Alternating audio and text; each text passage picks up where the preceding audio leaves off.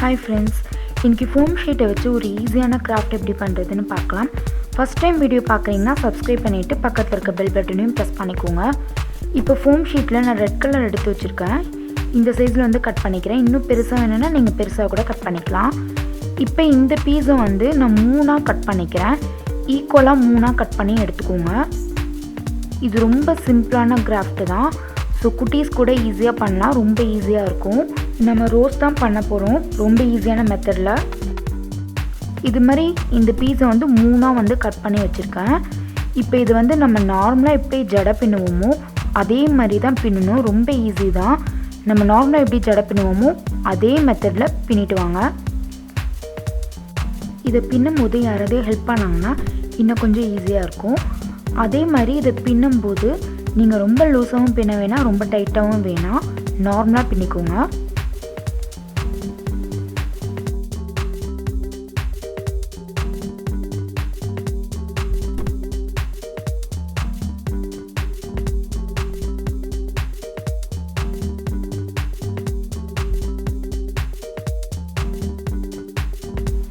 இதை நல்லா இழுத்து இழுத்து விட்டு பின்னிங்கன்னா நல்லா ஸ்ட்ரைட்டாக இருக்கும்.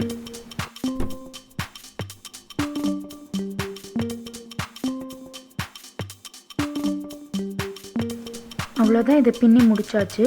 இப்போ இந்த எண்டில் வந்து நீங்கள் க்ளூ அப்ளை பண்ணிவிட்டு இதை ஒட்டிக்கோங்க, அப்போ தான் இது ரிமூவ் ஆகாமல் இருக்கும். ஸோ க்ளூ அப்ளை பண்ணிவிட்டு இது மாதிரி ஒட்டிக்கோங்க.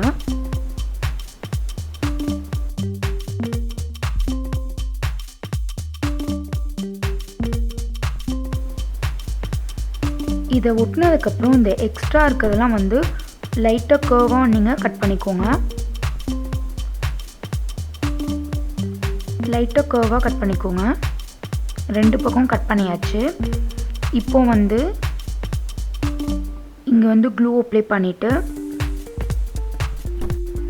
இப்போ இந்த ஷீட்டில் வந்து க்ளூ அப்ளை பண்ணிவிட்டு இதை கொஞ்சம் கொஞ்சமாக ரோல் பண்ணிகிட்டே வரணும்.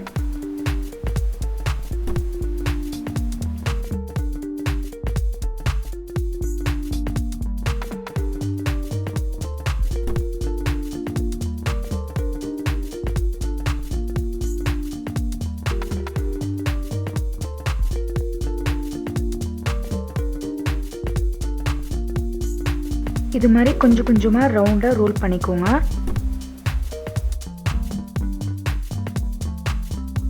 ரோல் பண்ணதுக்கப்புறம் இந்த எண்டில் கொஞ்சம் எக்ஸ்ட்ரா க்ளூ அப்ளை பண்ணிவிட்டு இது மாதிரி ஒட்டிக்கோங்க. இது கொஞ்சம் நேரம் காய விட்டுருங்க. நல்லா காஞ்சதுக்கப்புறம் எடுங்க, இல்லைன்னா வந்து அந்த ஷேப் மாறிடும். இப்போ வந்து அந்த ஃப்ளவருக்கு வந்து லீஃப் வந்து கட் பண்ணிடலாம். நான் லீஃப் ஷேப்பில் வந்து ட்ரா பண்ணி வச்சுருக்கேன், அது மேலே வந்து கட் பண்ணிடுறேன்.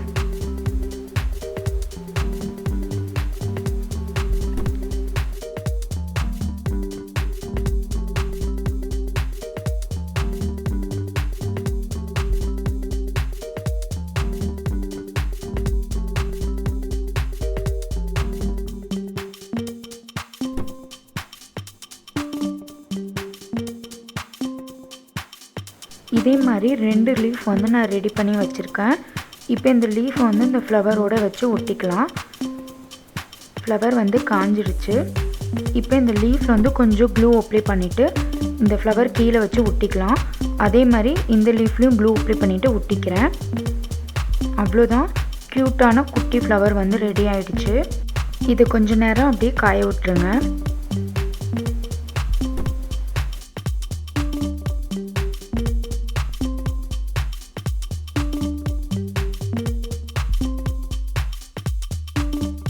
இப்போ பர்பிள் கலரில் வந்து அதே ரோஸ் செய்யலாம், ஆனால் இது கொஞ்சம் பெரிய சைஸில் செய்கிறேன். ஆனால் அதே மாதிரி சேம் மெத்தட் தான், ஆனால் கொஞ்சம் பெரிய சைஸில் செஞ்சு பார்ப்போன்னு செஞ்சேன். இதுவும் க்யூட்டாக தான் இருந்தது. இதே நார்மலாக நம்ம எப்படி கட் பண்ணுமோ மூணாக கட் பண்ணிவிட்டு ஜடை பின்னுற மாதிரி பின்னிட்டு சேம் மெத்தடில் தான் பண்ண போகிறோம். இந்த ஃப்ளவர்லாம் வந்து பார்த்திங்கன்னா ஹேர் கிளிப்பு, ஹேர் பின்லாம் வந்து நீங்கள் ஒட்டி வச்சுட்டிங்கன்னா கடையில் வாங்குகிற மாதிரியே க்யூட்டாக இருக்கும். ஸோ அது மாதிரி டெக்கரேட் பண்ணுறது கூட நீங்கள் இந்த ஃப்ளவரை யூஸ் பண்ணிக்கலாம். அதுவும் இல்லாமல் இது ரொம்ப சிம்பிள் மெத்தட்னால இது யார் வேணாலும் பண்ணுறதுக்கு ரொம்ப ஈஸியாக இருக்கும். அதே மாதிரி இது க்ளூ ஸ்டிக் தான் தேவைப்படாது, நீங்கள் நார்மலாக ஒயிட் க்ளூ யூஸ் பண்ணி கூட இந்த ஃப்ளவர் பண்ணிக்கலாம்.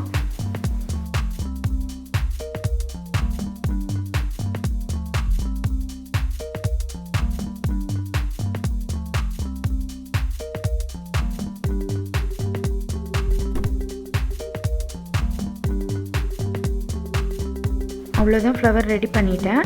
இதுக்கும் லீஃப் கட் பண்ணி வச்சுருக்கேன், இதோட ஒட்டிக்கலாம். இன்னும் உங்களுக்கு பெரிய சைஸ் ஃப்ளவர் வேணும்னா கூட இன்னும் கொஞ்சம் பெருசாக நீங்கள் கட் பண்ணி இன்னும் பெருசாக கூட பண்ணலாம், நம்ம இஷ்டம்தான். இது நல்லா ட்ரை ஆனதுக்கப்புறம் எடுத்து யூஸ் பண்ணுங்கள், நல்லா ட்ரை ஆகிடணும். இப்போ ரெண்டுத்தையும் வந்து நல்லா ட்ரை ஆனதுக்கப்புறம் எடுத்து வச்சுருக்கேன். ரொம்ப க்யூட்டாக இருந்துச்சு, பார்க்க அழகாக இருந்தது. டெக்கரேஷனுக்குலாம் இந்த ஃப்ளவரை யூஸ் பண்ணிக்கலாம். இந்த வீடியோ உங்களுக்கு பிடிச்சிருந்துச்சுன்னா சப்ஸ்கிரைப் பண்ணிவிட்டு பக்கத்தில் இருக்க பெல் பட்டனையும் ப்ரெஸ் பண்ணிக்கோங்க. அப்போ தான் நான் நெக்ஸ்ட்டு போடுற வீடியோ உங்களுக்கு நோட்டிஃபிகேஷனாக வரும். தேங்க்ஸ் ஃபார் வாட்சிங்.